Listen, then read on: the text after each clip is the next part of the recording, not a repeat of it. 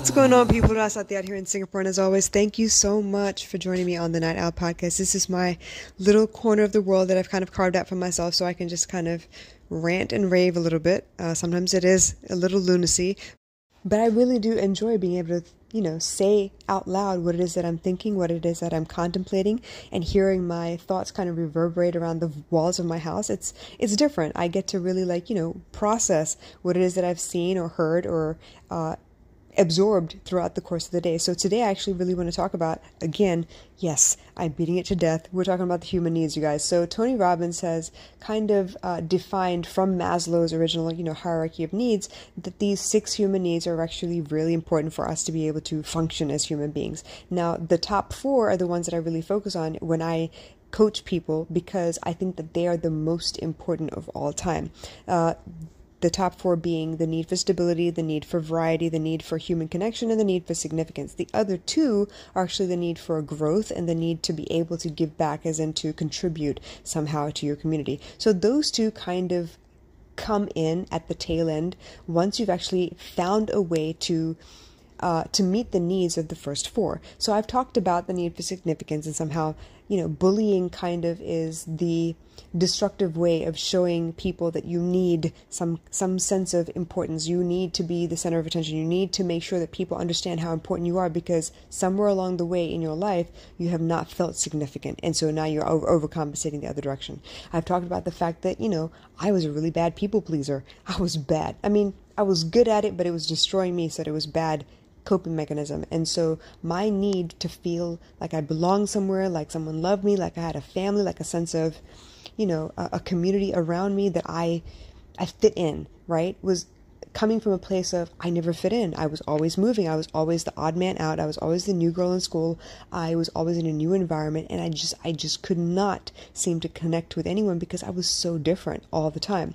And so it manifested as this people-pleasing need that I had, that I always put to the forefront. I always put myself on the back burner, and I did everything I could to make sure that I got along with everybody, right?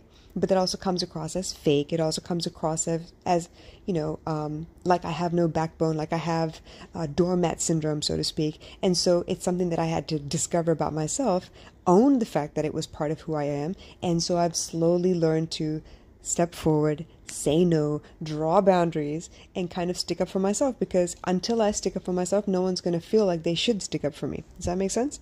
Anyway, so that's 2 of the 4 human needs covered, and I want to talk about a third, the variety aspect, mostly because I think that people have a tough time understanding how variety could become a human need. I think that if you ever were raised in a strict household where there were rules for everything, there was a consequence if you stepped outside of that rule anytime, even so much as a toe over the line, and there were harsh consequences, things like that, you feel like almost you're not living your life. You almost feel like everything's planned out for you, and you don't have a say in anything. You don't have a say in the clothes you pick out. You don't have a say in the way you wear your hair. You don't have a say in anything. And so the need to rebel against that becomes very, very strong, because you want to exert your independence. You want to show the world that you are capable, that no one needs to hold your hand or helicopter over you to make sure that you're making the right decisions. Now, I feel like parents go through helicopter mode on purpose. They're trying really hard to guide us until we have shown them that we know what we're doing, we're capable of following instructions to the T and doing exactly what they've taught us to do. But at some point, you're going to have to find your way, right? So when you get into a relationship where the other person is demanding of you, they need you to be a certain way, they need you to behave in a certain respect, they need you to work within a box, basically, and they do not like you to step outside of the box ever, you feel the need to put your foot down and show people, hey, you know what? I am more than just this. You know what? I can make decisions for myself.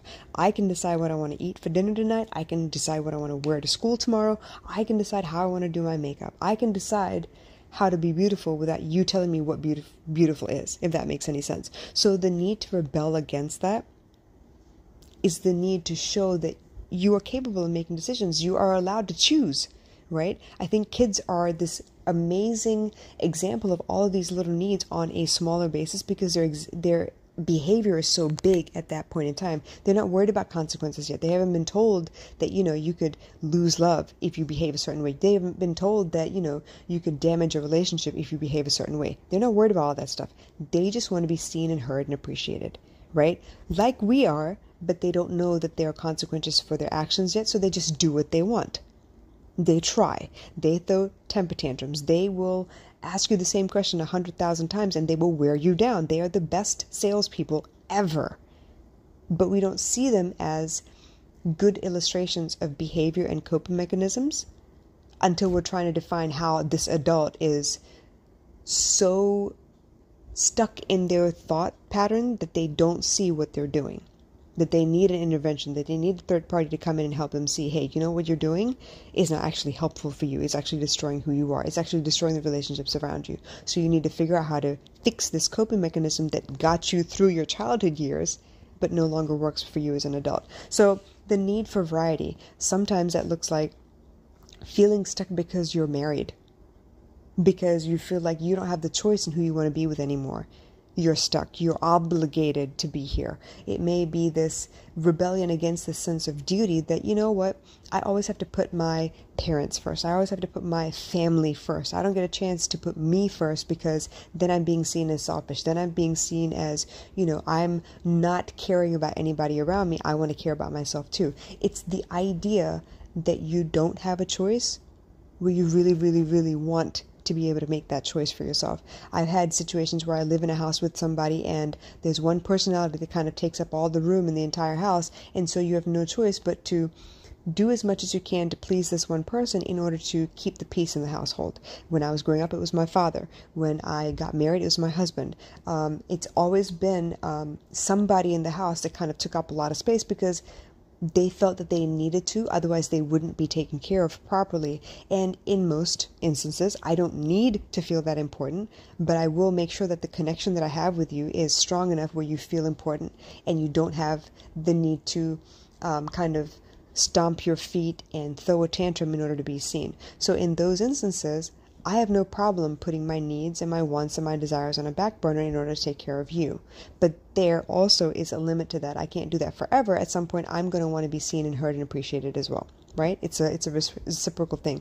Not to say that my love is conditional by any means. I try really hard for it not to be conditional, but it doesn't mean that I won't feel some kind of way, right? So when I find that a lot of my clients come to me and they're saying, you know what, I feel stuck, I feel claustrophobic, I feel like I have no choice anymore. Why would I even want to go and show my partner how much I love them? Because they want it done a specific way. They don't care what I have to offer. They don't care that I like to give a specific way because it doesn't match how they want to receive. And that communication disconnect is something that I want to focus on, because if your number one human need is the ability to have variety in your life, and their number one human need is the need to have stability and to be able to count on someone all the time, we got to figure out how you can meet your need and they can meet their need. Or guess what? You're going to find a way to get that need met, whether it's with your partner or not. And that's the difficulty. That's the part that once it's done, you can't undo it, and now there's no going back. You got to deal with the repercussions of that point.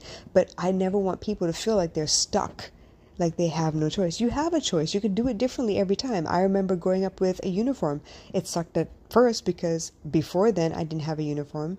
But after a while, I realized that I could still look like me, even though my clothing was the same as everybody else's. My hair would be different, or the way I wore my clothes would be different. It wasn't that far out the rules where I would be pulled up for dress code violations, but the point being that I could make sure that it fit a certain way so that I felt beautiful in that uniform, even though everybody else was wearing the same thing. It was something as simple as,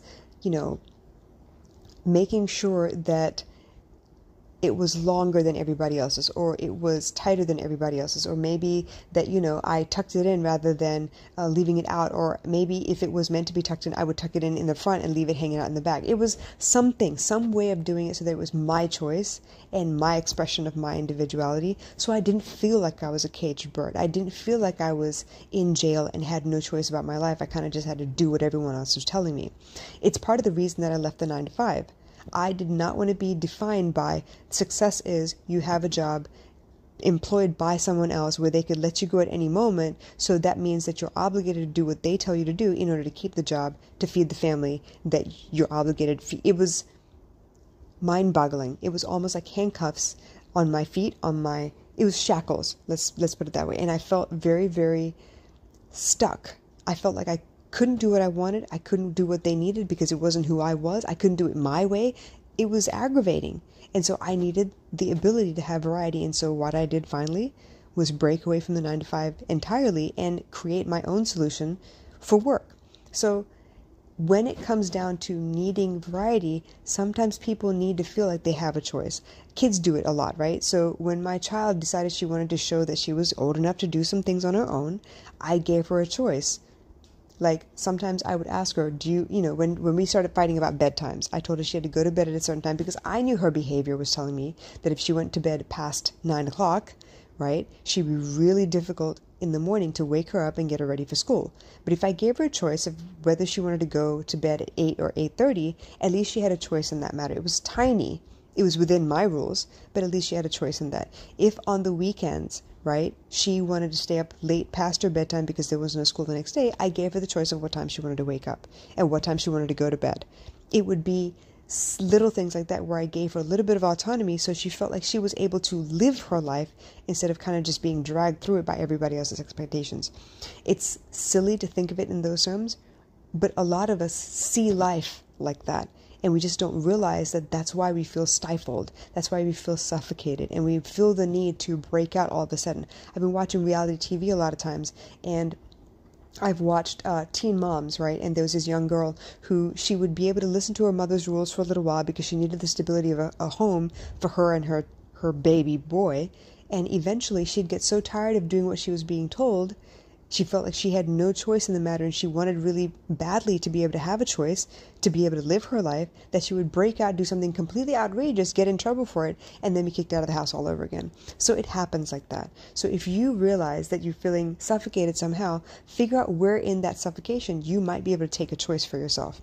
Whether it's eating at a different time or eating something out of the ordinary, maybe treating yourself to something small. I used to feel like because of the paycheck I had, I couldn't really treat myself to any kind of luxury. I didn't have enough to be able to spare.